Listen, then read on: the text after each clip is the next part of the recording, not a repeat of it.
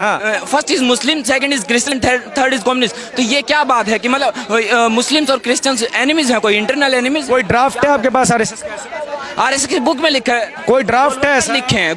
कोई ड्राफ्ट है ऐसा? गोलवलकर को मानते हैं कि नहीं? गोलवलकर ने क्यों कहा था कि जो मुस्लिम है, अगर आपकी बात मान भी लें तो वो एनिमीज है, क्यों कहा था? क्योंकि गोलवलकर को लगता था कि गोलवलकर वो रेसिस्ट बिकॉज अरे यार, कोई व्यक्ति अगर रेसिस्ट है, कोई व्यक्ति अगर फैसिस्ट है तो उसकी कोई सोच होगी ना। हिटलर की कोई सोच थी ना। गोलवलकर ने ऐसा क्यों कहा था?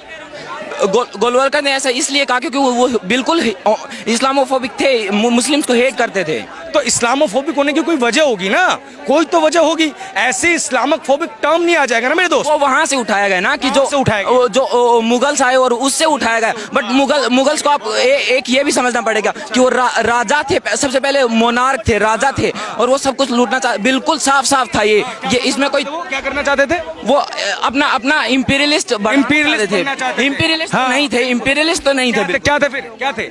यहाँ आए और राज करना चाहते थे। वो तो हर एक उस टाइम पे हर एक राजा का, जैसे आप हिंदुओं में भी समझेंगे तो बोलते चक्रवर्ती सम्राट और ये सम्राट, तो मतलब अपना राज्य साम्राज्य को बढ़ाना चाहते थे। तो हालांकि वो गलत था, बिल्कुल गलत था। मुगल्स भी गलत थे उस टाइम पे और गलत थे। अब सिंपल सी बात यह है कि मैंने कहा सवाल का जवाब आपने अभी तक नहीं दिया। व्हाई दे हेट मुस्लिम? कोई कारण है? वो तो आप गोलवलकर से पूछेगा ना। कुछ तो कारण होगा ना। आप बोल रहे हैं कि आरएसएस जो है मुस्लिम को हेट करती है, व्हाई? क्यों हेट करता है? आरएसएस से पूछे क्यों हेट करता है। वो तो हेट नहीं करते, उनके तो मंच पे रहते हैं मुस्लिम लोग। एपीजे अब्दुल कलाम साहब उनके यहाँ गए, बहुत बड़े बड़े मुस्लिम नेता उनके यहाँ गए। अगर वो मुसलमानों को हेट करते तो वहां पे रहते भी एक तरीके का नहीं है। वो मुस्लिम बताते हैं गुड मुस्लिम और बैड मुस्लिम। अब आए ना अब अच्छी चीज पे, तो गुड हिंदू और बैड हिंदू अगर हो सकता है तो गुड मुस्लिम और बैड मुस्लिम नहीं हो सकता? बिल्कुल हो सकते हैं, फंडामेंटलिस्ट होते हैं। तो हाँ, बिल्कुल होते हैं। तो जब प्रयागराज में हिंसा की गई, कानपुर में हिंसा की गई, तो उसका जवाब प्रत्युत्तर तो उसी तरीके से दिया जाएगा ना, जिस मुद्दे से सवाल पूछा जाएगा। हिंसा को आपको ये भी समझना पड़ेगा किस लिए हुआ हिंसा। क्यों हिंसा हुआ?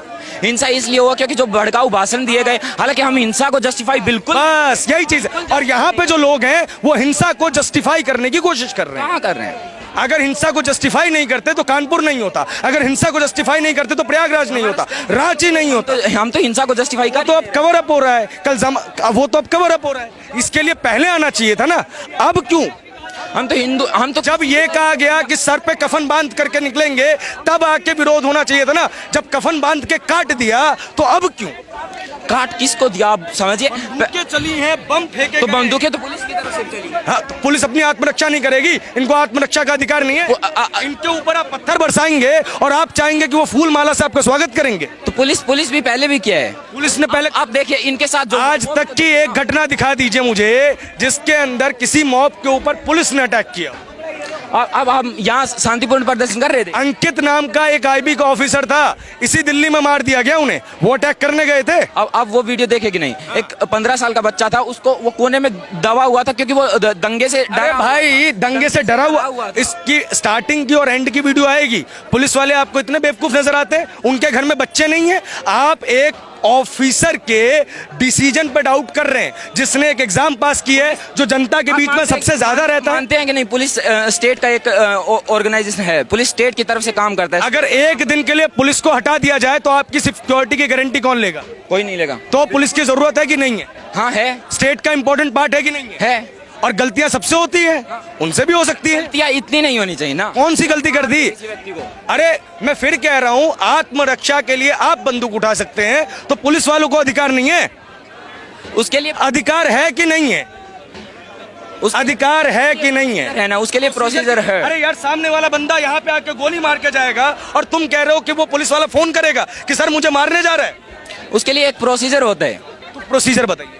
अगर आपको लग रहा है कि कोई दंगा भड़काया जा रहा है तो उसको रोकने की कोशिश करिए, ना कि गोली चला दें। जब सामने से पत्थर चल रहे हैं, हवाई फायरिंग से कोई व्यक्ति नहीं रुक रहा है, तो क्या किया जाएगा? हैवी पुलिस डिप्लॉय क्यों नहीं किया वहां पे? अच्छा, उनको पहले से पता था ना कि ये दंगा करने वाले? अब ये तो उनको पहले से पता था ना कि दंगा करने वाले। जावेद ने फोन करके बोला होगा जेएनयू में कि हाँ जी बेटिया, हम दंगे करने वाले हैं, दिल्ली पुलिस को बता देना, और दिल्ली पुलिस यूपी पुलिस को फोन कर देगी, और यूपी पुलिस योगी को फोन कर देगी, और हम हैवी डिप्लॉयमेंट रख लेंगे। तो उनका घर क्यों तोड़ा गया फिर? आप घर क्यों तोड़ा गया? उनके पास से प्रूफ मिले होंगे। प्रूफ मिले होंगे। घर क्यों तोड़ा गया? प्रूफ मिले हैं, इलीगल कंस्ट्रक्शन था। इलीगल, और उसका कॉलोनी में सारा देखे तो पूरा कॉलोनी एक लाइन में बना हुआ है, तो वो और घर इलीगल नहीं थे। आप कंप्लेंट कीजिए और भी टूट जाएंगे। हाँ तो वो करिए ना, आप कीजिए कंप्लेंट। क्या क्या सिर्फ इसलिए कि वो एक उसके खिलाफ एक आवाज उठा रही हैं, तो क्या उसलिए तोड़ दिया जाएगा उनका? किसके खिलाफ आवाज उठा रहे हैं? आवाज उठाने का एक तरीका होता है ना बॉस। आवाज आप लोगों ने आज उठाई कि सबने प्रोटेक्शन दिया है आपको।